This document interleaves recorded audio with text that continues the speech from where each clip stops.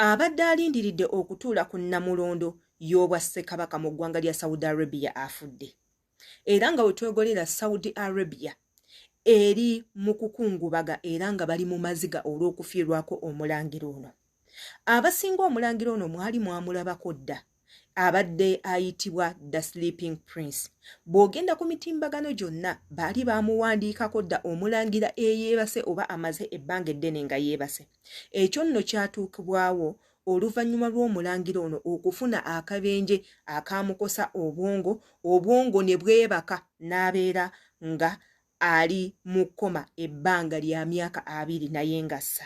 Abasawo baali bategeeza dda ab'eŋŋanda ze nti omulangira ono tajja kubanga asimattuka era aziikibwe, wabula olw'essente ennyingi nnyo eziri mu bwakabaka bwa Saudi Arabia, teekako n'ab'eŋŋanda b'omulangira ono gy'ava ne bamulemeza mu ddwaliro era nga babadde nga bakeera ku makya asubuhi ne bakuŋŋaana ku ddwaliro okumusomera edduwa, teekako n'okuba nga balaamiriza ebigambo basaba Mungu abeere nga azuukusa omwana waabwe kubanga ye mulangira omu ku bato ababadde balindirira okubeera omu ku bassekabaka b'eggwanga eryo.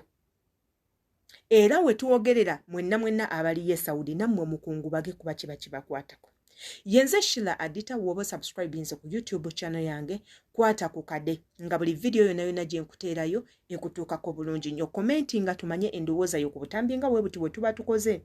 Wabula ng'ateera osobola okunsiŋŋaana ku mitimbagano gyange gyonna emirala okuli TikTok, okuli Facebook, okuli Instagram, okuli Snapchat, okuli Thread, okuli ku 256 yugi konna imbeerako. Njagala tugendeko mu butambi obuweerezeddwa bannayuganda bali mu ggwanga lya Saudi Arabia ate tulabe. Bannange Sleeping Prince we Saudi afudde. Ye mujjukira oli Sleeping Prince owe Saudi yeebaka mu ddwaliro okumala emyaka emeka eyafuna akabenje n'abeera nga tazuuka nga family egenda kukabba n'esaba Allah amuzuukuse, abantu ne bakuŋŋaanya aweebwa eddwaliro nga basindika essaala, abantu ne beetwala mu ddwaliro nga bajja omulambulako taata we biki munnange bw'atyo wasizza ogw'enkomerero. Era kati zembuyaga ezikunta era munnange essaawa zino Saudi yonna yasirise dda weswi. Saudi yasirise dda era mbagambye public holiday week number era mwabe Saudi abakole Saudi mwe muliko week number teri kukola kukungubaga badia nenga kambanjuli abansambya furniture yewayo munango tutusako furniture owo mulembe ddala ate munange ngatambula ne furniture owo mutindo gwensi yonna. Furniture wansambya atambulira ddala ku mutindo ate nga munange yatuletedde entebe ziri zirwaguuga zimazongoto ezimalayo mwotula n'owulya ng'oli comfortable. Yes, ate munange takoma ku ntebe zokka. Obadde okimanyi nti yazzeeyo ne China okuleeta ebintu ebirala. Yagenze China okulesi. Obadde okimanyi nti alina dining tables zino ezeetoola nga tewetaaga kuyisa nkwawa muntu. Obadde okimanyi nti alina zino ezina extension bumbeera abatini ekendera bumbeera abangi mugigaziya. Obadde okimanyi nti alina wardrobes, alina shuraka. Obadde okimanyi alina center table, kitchen cabinets.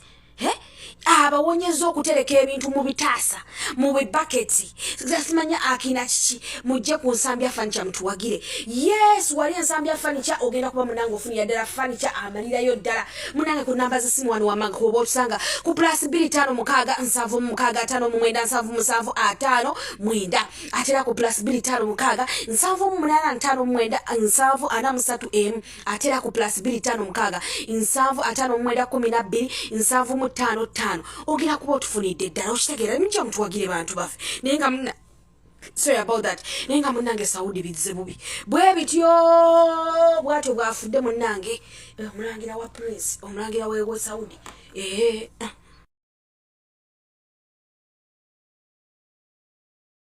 Damamu ne Riyadh bw'oba omanyi nti oli mu Saudi Arabia ng'oli muddugavu tambuza vidiyo eno.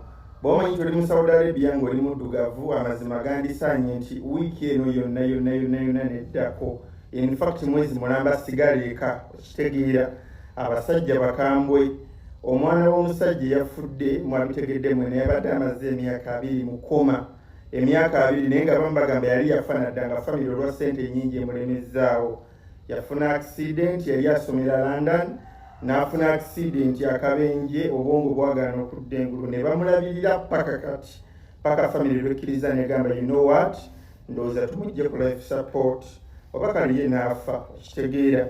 So abasajja bakambwe Dammam Riyadh bw'oba omanyi nti oli muddugavu bagenda kubakwata babatiki. Abasajja bakambwe kuseka busesena kumwenya omusajja agenda kugamba oli mu wrong place bagenda kubakwata babadipoting. So mwena bakola emirimu oli mu Saudi Arabia buli kitundu kyonna kola vaka genda ku mulimu va ku mulimu ddaka ne bwe bakukwatira mu paaka ng'otudde bagenda kukwata bakutikke. Abaddugavu mumanye ennaku yammwe buli musango buli kizibu ekituukawo mmwe banaku beeyo mmwe bwe basooka. Wali baddeko mu nnyumba ya boosi nga ku mulimu baba takoze ssente omubafunye ekimunyizizza obusungu bwonna ddeeka n'abumaliza ku mukozi. Kati abaddugavu mu nsi ezo mmwe bakozi.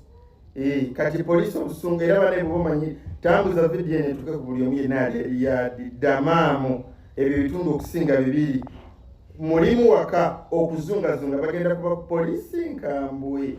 Emikolo gy'okuziika gigenda kubeera Riyadh si Dammam. Ebiri mu ggwanga lya Saudi Arabia bikaabya era nga bwe bw'obumu ku butambi. Abantu abasinga baŋŋambye maama mulumirirwa baakyabo nga bo batta abantu baabwe nabo bakitegedde nti okufa kuluma nabo bakitegedde nti Katonda essaawa yonna abantu ffenna atujjawo nga tasosodde nti oba oli Muwarabu oba oli Munnayuganda oba oli muki bo nga batuttira abantu nabo kabakaabeko bamanyi kityawe kiruma. Era nga bagamba n'okugamba temuyina kukungubaga si yasoose okufa naffe abantu baffe be batuttira nabo baba bafudde nga tebagenda kudda ne baleka ab'eŋŋanda zaabwe nga bakaaba.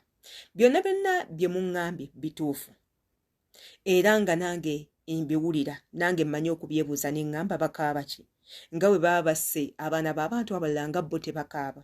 Bo bwe batuttira abantu bamanyi batya bwe tuwulira, bamanyi ebbanga lye tumala nga tuli mu kukungubaga, bamanyi engeri gye bakosaamu emitima gyaffe n'ebintuntu ebirala n'enzijukira ne ŋŋamba obambi.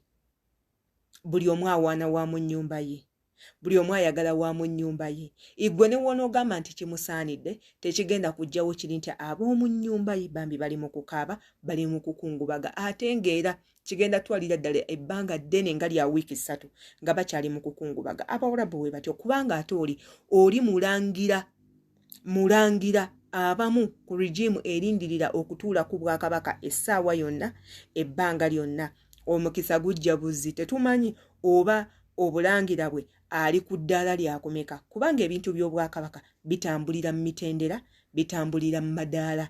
Ani akuzadde oli anko wajjajja eyaliko Ssekabaka oba ani w'ebito we bitambula. So kati ab'eŋŋanda be bali mu kukungubaga wabula ng'ate era njagala mukijjukire nti mwe abaliyo abali mu kukolerayo obusungu bwa bakama bammwe beeyongedde era bweyongeredde ddala kubanga bakama bammwe abasinga be mukolera nabo balangira bambejja. Kati mwe abasinga mumanyi okudde ne mugamba niba n'abantu babakoza batya bana batasobola kwekolera mirimu. My dear, just be there knowing nti okolera mu mbejja, be there knowing okolera mulangira, be there knowing oli mu lulyo lw'abakabaka bw'oli mu kuweereza. Era yensonga lwaki kibakakatako okubeera n'abaddu, yensonga lwaki bakyala baabwe tebayina kukola yadde okweyoleza akapale k'omunda nga bagenda kuleeta gwe omuddu ojja okwate mu misaayi, okwate mu bbi, okwate mu bisesemye, okwate mu biboogo, okwate mu minyira. Buli kikyafu nga gwe olina okukikwatako kubanga bo beenyinyala bambejja tebalina kwekolera. Bayina kulabirirwa kuva nga bato paka we banaakula.